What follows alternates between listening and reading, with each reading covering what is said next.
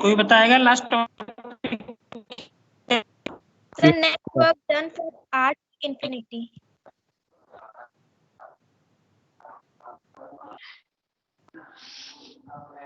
Topic का नाम क्या था बेटा? टॉपिक क्या था?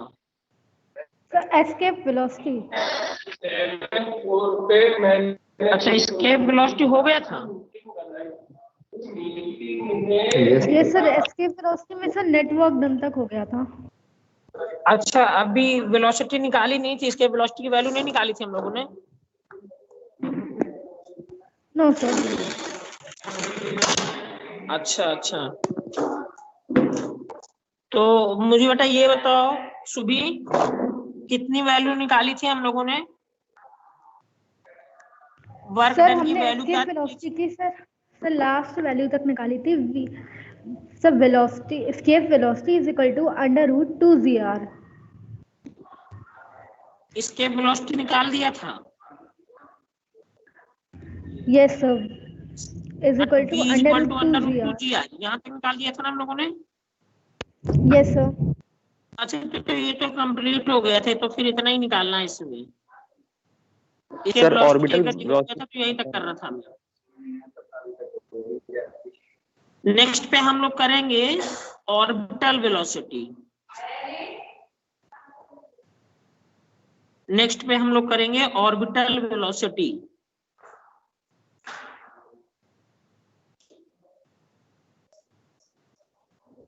Orbital velocity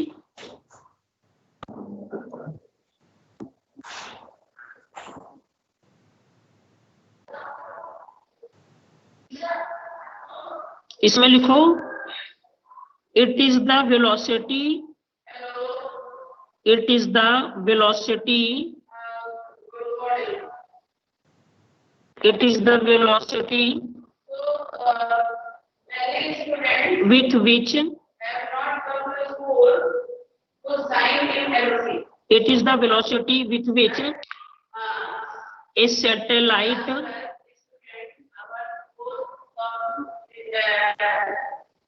it is the velocity with which a satellite revolves around the planet। किसी प्लैनेट के चारों तरफ जिस वेलोसिटी से कोई सैटेलाइट रिवॉल्व करे उसको हम लोग कह देते हैं orbital velocity.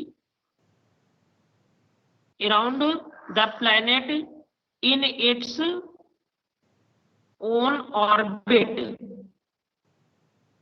In its own orbit. Clear सुबी नामदेव? Yes sir.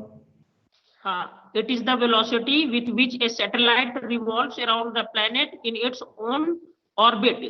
क्लियर है? अब इसका हम लोग एक्सप्रेशन फाइंड करते हैं। Expression for orbital velocity, expression for orbital velocity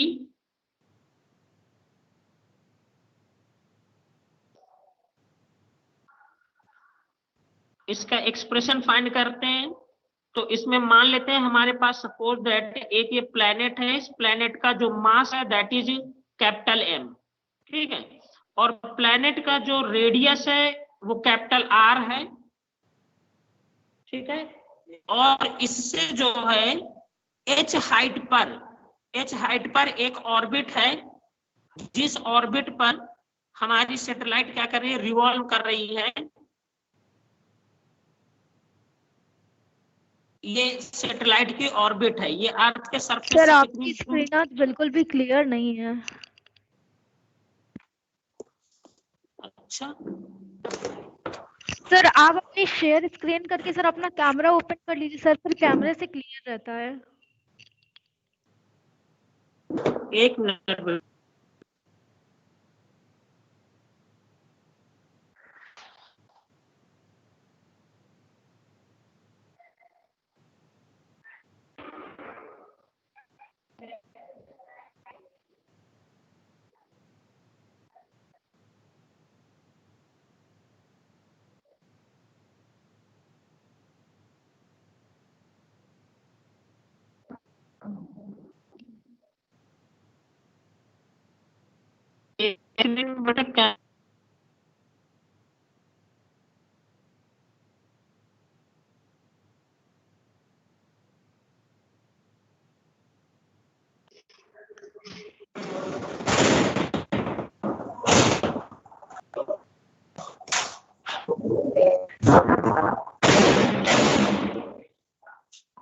अब दिख रहा है बेटा? नहीं सर। No sir. No sir. Sir बहुत ब्लर है। दिख रहा है सर। देखो बेटा, यहाँ पे एक बॉडी है, एक प्लैनेट है, ये प्लैनेट है, प्लैनेट का मास कैपिटल एम है, ठीक है, और प्लैनेट का जो रेडियस है कैपिटल आर है। और प्लैनेट के सरफेस से एच हाइट ऊपर, प्लैनेट के सरफेस से एच हाइट ऊपर एक सेट।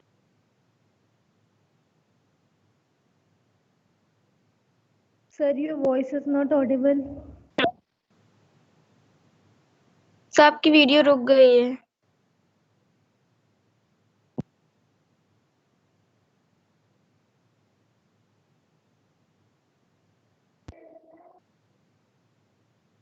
हेलो, सुबह अब ठीक है? Yes sir. अब ये जो सैटेलाइट है, जिस सैटेलाइट का मास स्मॉल एम है, ये वीओ वेलोसिटी से मूव कर रही है। वीओ मतलब ऑर्बिटल वेलोसिटी, ठीक है, वीओ का मतलब हुआ ऑर्बिटल वेलोसिटी। इससे ये जो है अपने इसके चारों तरफ इस ऑर्बिट पर रिवॉल्व कर रही है। तो जब ये बॉडी यहाँ पर है, मीन सैटेलाइट यहाँ पर है, तब इस समय इसमें ग्रेविटेशनल फोर्स कितना लग रहा होगा, तो और ये सरफेस से कितनी दूरी पर है, देखो आर इसका रेडियस हो गया और एच ये हाइट हो गई, तो आर प्लस एच डायग्राम बना लो पहले इतना। डायग्राम बना लो। सर बहुत ब्लर हाँ है। बेटा, सर स्क्रीन बहुत ब्लर आ रही है, समझ में नहीं आ रहा। चलो अच्छा अभी समझ लो, फिर मैं डायग्राम बाद में तुमको फोटो सेंड करता हूँ, तो नोट कर लेना बाद में, ठीक है? Okay sir. अब देखिए, अब जब ये सैटेलाइट अपने ऑर्बिट पर यहाँ पर रिवॉल्व करेगी, तो उस समय इसमें ग्रेविटेशनल फोर्स कितना लग रहा होगा। तो ग्रेविटेशनल फोर्स का फॉर्मूला आपको सबको मालूम है, G M into M upon radius mean distance का स्क्वायर। तो कितने डिस्टेंस पर है वो, आर प्लस एच डिस्टेंस पर है। तो वही चीज मैं यहाँ पे लिखे दे रहा हूँ, gravitational force, gravitational force acting on the satellite, acting on the satellite, कितना ग्रेविटेशनल फोर्स लग रहा होगा। तो capital F is equal to F G, यहाँ पे लिख देते हैं, एफ जी का मतलब ग्रेविटेशनल फोर्स, ये हो जाएगा आपका capital G capital M small M upon distance का स्क्वायर। तो डिस्टेंस कितना है, वो है आपका आर प्लस एच का होल स्क्वायर, ठीक है। अब ये बॉडी जब अपने ऑर्बिट पर रिवॉल्व करेगी तो एक सर्कुलर पाथ में घूम रही है। तो सर्कुलर पाथ में घूमने का मतलब ये हुआ कि इसमें सेंट्रीपिटल फोर्स लगेगा, और सेंट्रीपिटल फोर्स की डायरेक्शन हमेशा सेंटर की तरफ होती है, ऐसे करके। तो ये हो गया आपका एफ सी, एफ सी मतलब सेंट्रीपिटल फोर्स। तो वही बात मैं यहाँ पे लिख रहा हूं, सेंट्रीपिटल फोर्स, सेंट्रीपिटल फोर्स।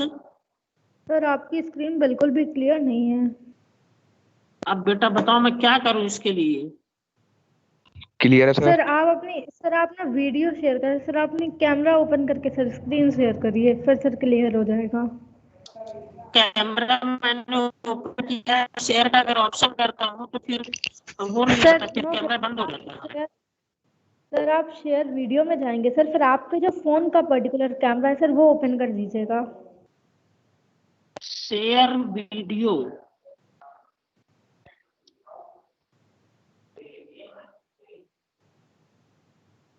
अब दिख रहा है बेटा? Sir share no sir, sir आप शेयर स्क्रीन जाइए, आपके में शेयर वीडियो ऑप्शन विजुअली नहीं है। सर शेयर स्क्रीन में जाकर के सर आपने फोन का कैमरा ओपन कर लीजिए।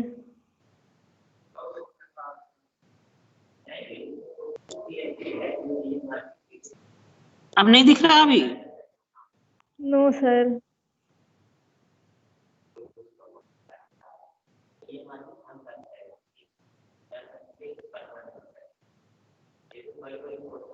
अब दिख रहा है बेटा?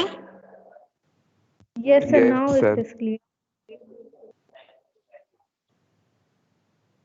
सबको दिख रहा है ना बेटा? देखो आप clear? Yes sir. Yes sir. तो अब यहाँ पे रिवॉल्व कर रही है, तो इसमें सेंट्रीपिटल, क्योंकि अभी सर्कुलर पाथ में घूम रही है बॉडी, तो सेंट्रीपिटल फोर्स का फॉर्मूला सबको मालूम है, तो वही मैं यहाँ पे लिख रहा हूँ, centripetal force acting on satellite, centripetal force acting on satellite. तो सेंट्रीपिटल फोर्स को मैं लिखे दे रहा हूँ Fc is equal to, centripetal force होता है mv² बाई r, तो mvo है, वेलोसिटी कितनी है vo, तो ये हो गया mv² अपॉन r, r मतलब रेडियस, तो इसका पूरे का रेडियस कितना है इस पाथ का, वो है आपका r प्लस h, तो ये आ जाएगा r प्लस h। ठीक है। अब देखो जो ग्रेविटेशनल फोर्स है ये भी अट्रैक्टिव फोर्स होता है, इसकी भी डायरेक्शन अंदर की ओर होगी, और जो सेंट्रीपिटल फोर्स है इसकी भी डायरेक्शन अंदर की ओर है, तो दोनों फोर्स एक दूसरे के इक्वल हो जाएंगी। तो दोनों फोर्स को मैं यहाँ पे अब इक्वल करे दे रहा हूं आगे। नाउ ग्रेविटेशनल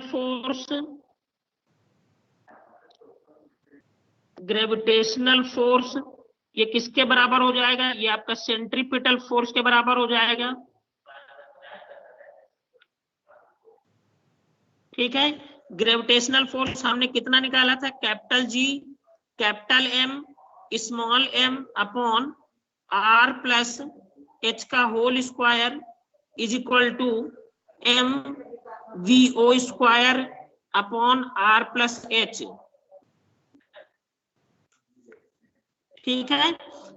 यहां से ये r प्लस h और ये कैंसिल हो जाएगा, स्मॉल m से स्मॉल m भी कैंसिल हो जाएगा, तो vo की वैल्यू आएगी, vo स्क्वायर की वैल्यू आ जाएगी capital G capital M upon r plus h।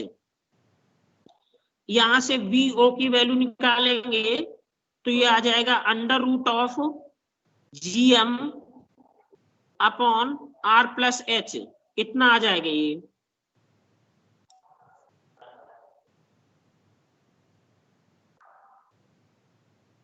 ठीक है।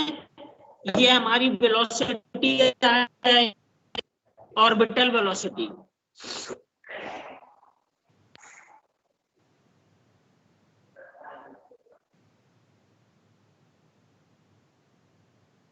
But clear?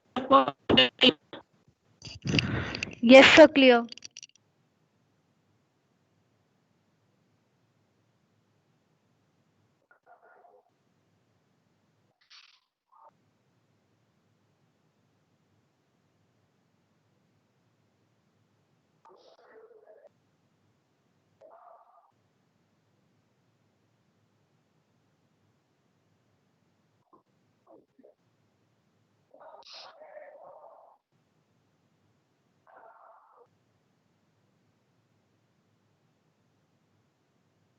सर ये वॉइस इज नॉट ऑडिबल। अभी बेटा हम बोल नहीं रहे हैं, अभी इतना हो गया। Yes sir, completed. डायग्राम दिखा है। दीजिए। हाँ बेटा डायग्राम ये है।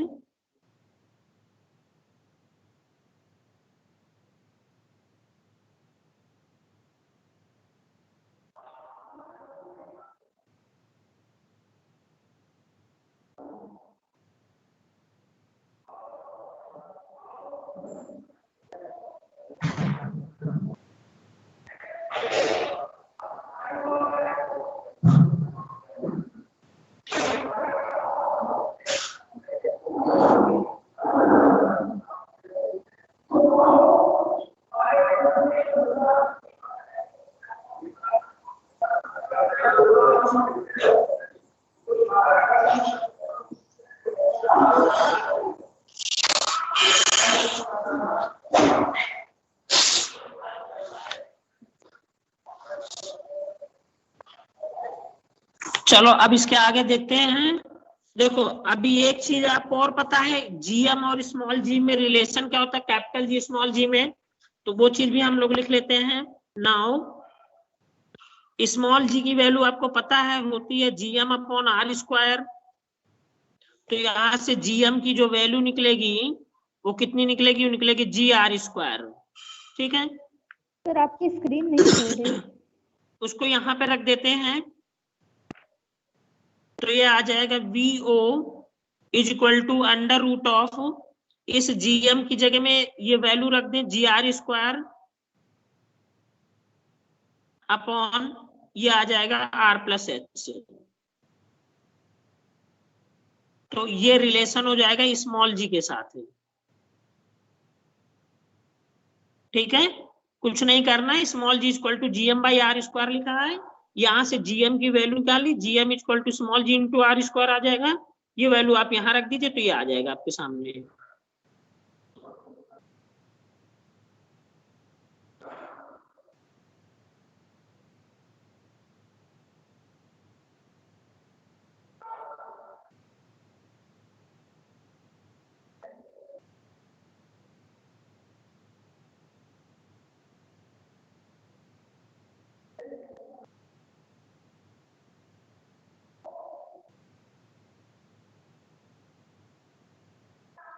हो गया बेटा?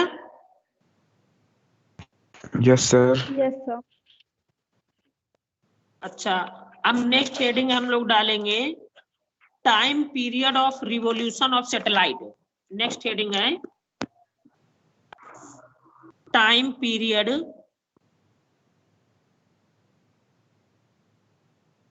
ऑफ रिवॉल्यूशन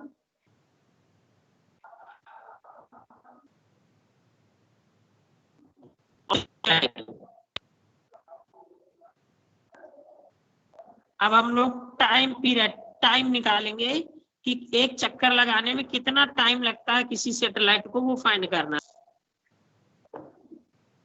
ठीक है, clear?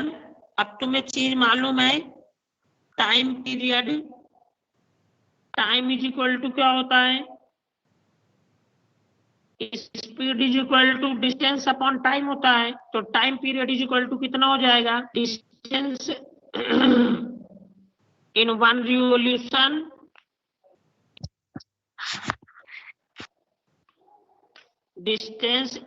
Revolution upon orbital speed.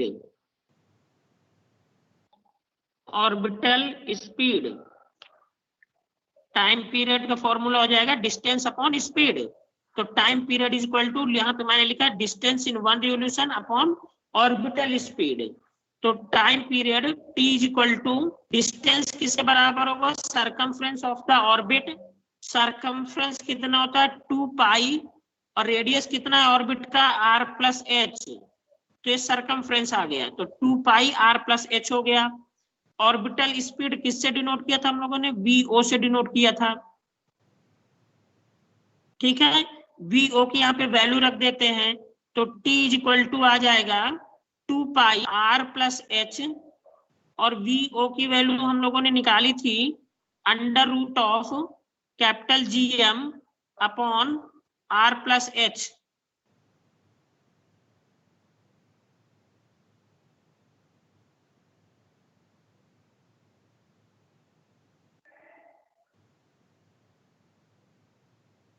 ठीक है, इसको और सॉल्व कर देते हैं तो ये बन जाएगा T = 2π √, यहाँ पे आ जाएगा R+H का क्यूब अपॉन GM।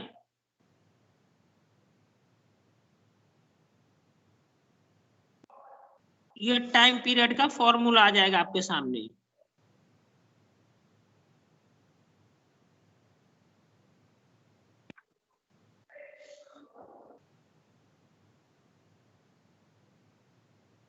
ठीक है, ये R+H ऊपर जाएगा तो क्यूब हो जाएगा ये ऊपर।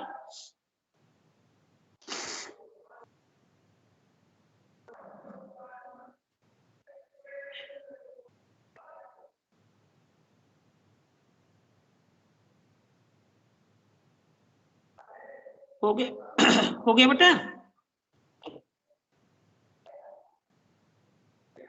Yes sir. इसके बाद नेक्स्ट हम लोग निकालेंगे height of orbiting satellite,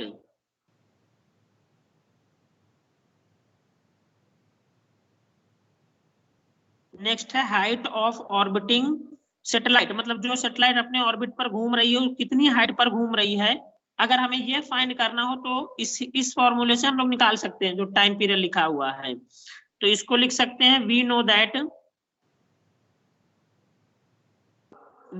that t is equal to 2 pi under root of r plus h का क्यूब अपॉन gm। स्क्वायर कर दो बेटा दोनों तरफ, तो ये आ जाएगा t square is equal to, ये आ जाएगा 4 पाई स्क्वायर, यहाँ पे आ जाएगा r प्लस h का cube upon gm।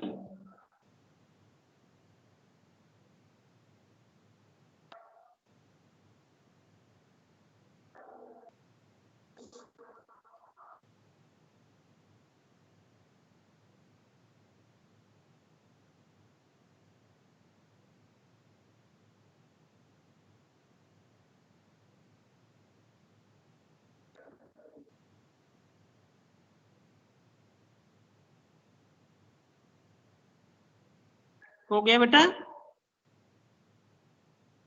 Yes sir. इसके आगे हम इसको लिख सकते हैं, हाँ स्क्वायर करने कर दिया बेटा उसका।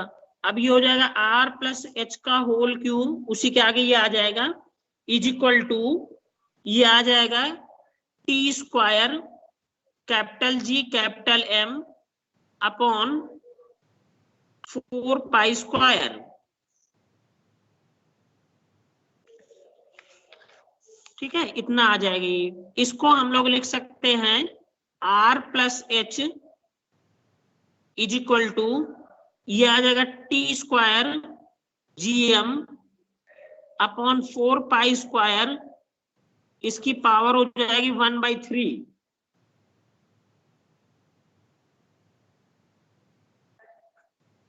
अब यहां से r को इधर ले जाएं तो h इज इक्वल टू, ये आ जाएगा t square gm sir upon ये 4 पावर पाई 1/3 स्क्वायर। कैसे होगी, एक बार प्लीज बता दीजिए। क्या बेटा?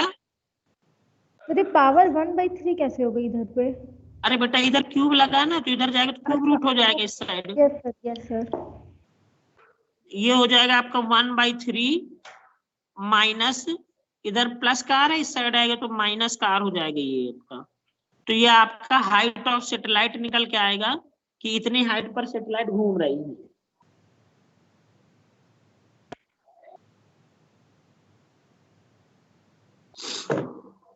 किसी सैटेलाइट का अगर आपको टाइम पीरियड पता हो तो आप आसानी से बता सकते हो कि हाइट कितनी है सैटेलाइट की।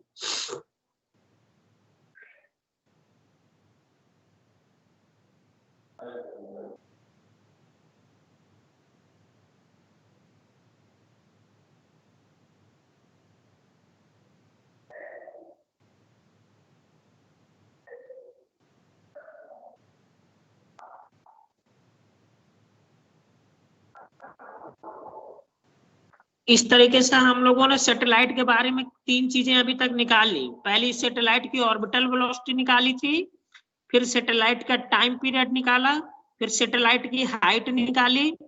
अब सैटेलाइट की हम लोग एनर्जी निकालेंगे, अब सैटेलाइट की हम लोग एनर्जी निकालेंगे। तो नेक्स्ट हेडिंग डालेंगे टोटल एनर्जी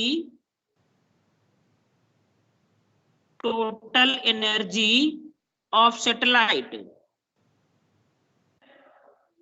सैटेलाइट की टोटल एनर्जी कितनी है वो हमको फाइंड करना है।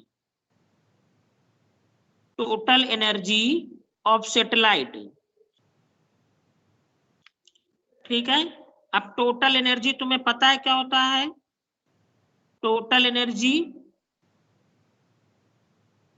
ये होता है sum of kinetic energy and potential energy. इन दोनों का जो सम होता है उसको हम लोग टोटल एनर्जी कह देते हैं। तो total energy is equal to, kinetic energy का फॉर्मूला आपको मालूम है सैटेलाइट की, ½ mvo²। प्लस पोटेंशियल एनर्जी का formula minus GM M upon R, ठीक है।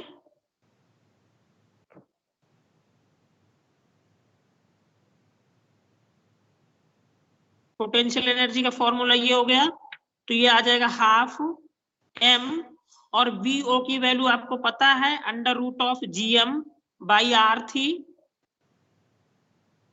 स्मॉल r यहाँ पे r प्लस h के बराबर है, इसका स्क्वायर कर देंगे माइनस GMM अपॉन R, तो ये आ जाएगा half M, half capital G लिख देते हैं, capital G capital M small m by R minus GMM upon R,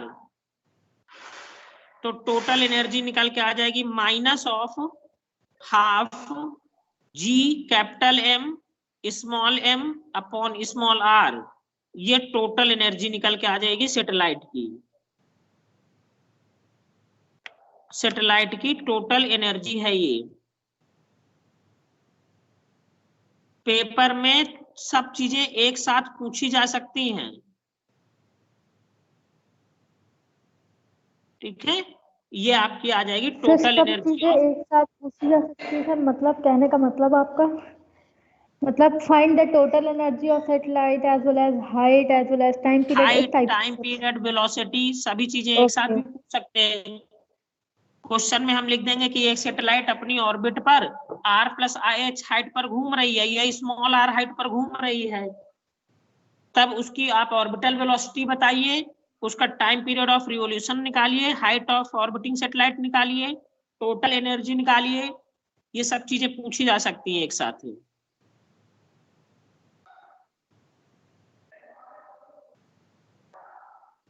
ठीक है।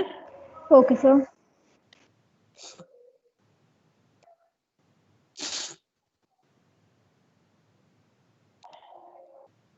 ये नोट हो गया सबका।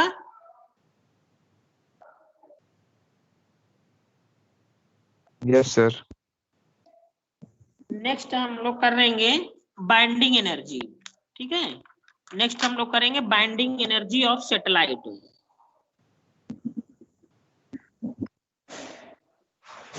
नेक्स्ट है बाइंडिंग एनर्जी ऑफ सैटेलाइट।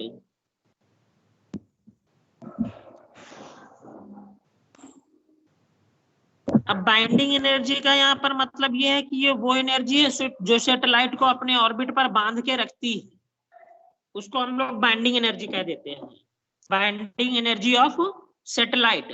तो पहले इसकी डिफिनीशन लिख लेते हैं। It is the energy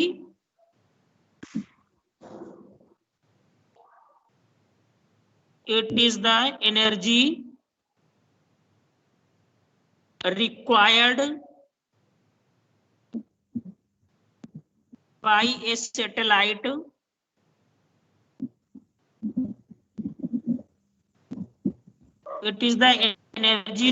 by a satellite Amit Kumar mike mute रखो बेटा।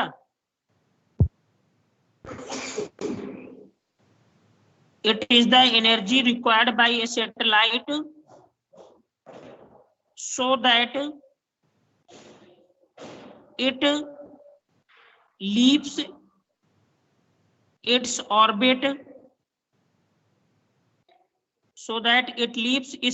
orbit, and escape to infinity, ठीक है। तो मैंने कहा कि बाइंडिंग एनर्जी वो एनर्जी होती है जो किसी सैटेलाइट को जरूरत पड़े, जिससे वो सैटेलाइट क्या करे, अपनी ऑर्बिट को छोड़ दे और कहां पहुंच जाए, इन्फिनिटी पे, ठीक है।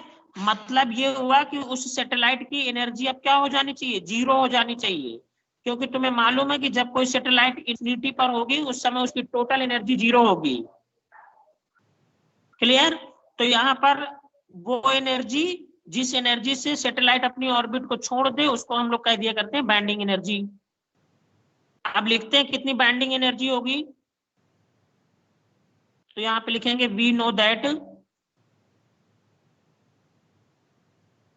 एनर्जी एसोसिएटेड, पहले कितनी एनर्जी थी, energy associated with satellite, satellite के पास कितनी एनर्जी थी पहले, तो पहले सैटेलाइट के पास एनर्जी थी is equal to minus of half GMM upon R। अब सब लोग तुम लोग खुद समझ सकते हो कि पहले अगर इतनी एनर्जी थी सैटेलाइट के पास और अगर इसी में प्लस में इतना और जोड़ दें, मतलब प्लस की इतनी एनर्जी और जोड़ दें इसके साथ, तो जीरो हो जाएगी टोटल एनर्जी।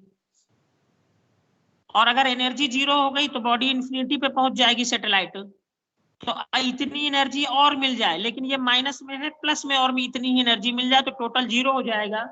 तो वही हमारी बाइंडिंग एनर्जी है, क्योंकि हमें लिखा है बाइंडिंग एनर्जी वो एनर्जी है जो जरूरत पड़े, तो कितनी और जरूरत पड़ेगी, इतनी प्लस में और जरूरत पड़ेगी। तो बाइंडिंग एनर्जी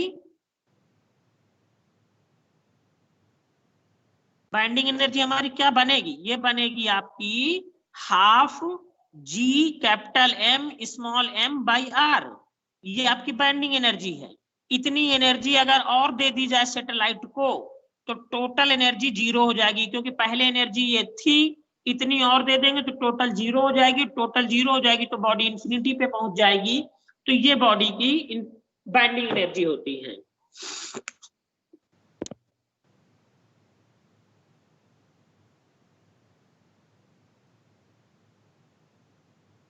बताएं बेटा, ये बात सबको समझ में आई कि नहीं? यस सर, आगे। जी सर।